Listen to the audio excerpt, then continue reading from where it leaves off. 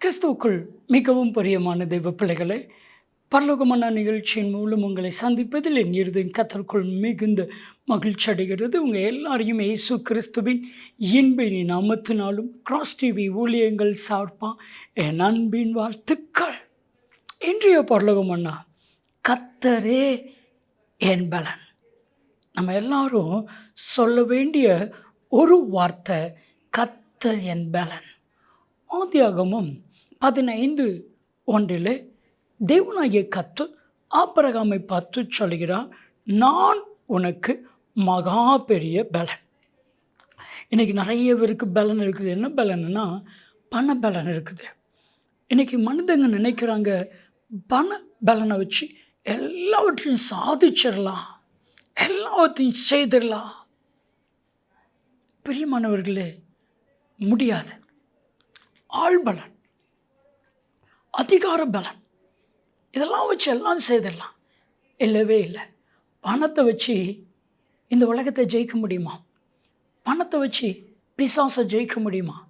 பணத்தை வச்சு பாவத்தை ஜெயிக்க முடியுமா? பணத்தை வச்சு கிருபையை வாங்க முடியுமா? இந்த பலத்துக்கெல்லாம் மேலே ஒரு பலன் வேணும். அதுதான் தேவனுடைய பலன். இன்றைக்கி உங்கள் ஒவ்வொருவருக்கும் கர்த்தர் ஒரு புது பலனை கொடுக்க போகிறான். கர்த்தருடைய பலன், பரலோகத்தினுடைய பலனை கர்த்தர் கொடுக்க போகிறான். சத்துருவை ஜெயிக்கக்கூடிய பலனை கர்த்தர் உங்களுக்கு கொடுக்கிறார். பிரியமானவர்களே, வேதம் என்ன சொல்லுது தெரியுமா? ஏசாயா 40:29 வாஸ்து பாருங்க. சோர்ந்து போனவனுக்கு கர்த்தர் பலன் கொடுப்பார். எதெல்லாம் நம்ம சோர்ந்து போயிட்டோமோ அதில் கர்த்தர் நமக்கு பலனை கொடுக்க போகிறார். எனக்கு நம்ம வாழ்க்கையில் சில பிரச்சனை நிமித்தமாக நம்ம மனசு சோர்ந்து போகுது. என்ன இல்லைன்னா, அந்த பிரச்சனையை மேற்கொள்வதற்கு பலன் இல்லை, அந்த பிரச்சனையை சமாளிப்பதற்கு பலன் இல்லை, அந்த பிரச்சனையை ஜெயிக்கிறதுக்கு பலன் இல்லை.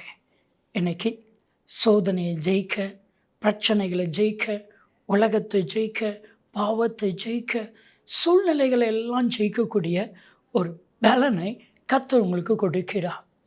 3 காரியத்தில் பலன் இருக்குது. ஜெபம் பண்ணினா நமக்குள்ள பலன் வரும். வேதத்தை தியானிக்க தியானிக்க தியானிக்க நமக்கு பலன் வரும். தெய்வ மனிதர்களோடு கூட ஃபெல்லோஷிப், நல்ல தெய்வ பிள்ளைகளோடு கூட உங்கள் ஃபெல்லோஷிப் இருக்குமையானா கர்த்தர் பலனை கொடுப்பார். இன்னைக்கு உங்களை கர்த்தர் பலப்படுத்த போகிறார். நீங்கள் சொல்லணும், ஆண்டவரே ஒரு ஜெப ஆவியை எனக்கு தாங்க. சமீபத்தில் ஒரு சகோதரனை சந்தித்தேன். அப்போ அவர் சொன்ன ஒரு வார்த்தை, சாட்சியாக வாழ்கிறதுக்கு பலன் இல்லை பிரதர், சாட்சியாக வாழ்கிறதுக்கு பலன் இல்லை. அவர் கண்ணீரோடு சொன்னேன். நான் சொன்னேன், நல்லா ஜெபம் பண்ணுங்க, நல்லா பைபிள் வாசிங்க, ஒரு நல்ல ஃபெல்லோஷிப்பை நீங்கள் ஏற்படுத்தி கொள்ளுங்க.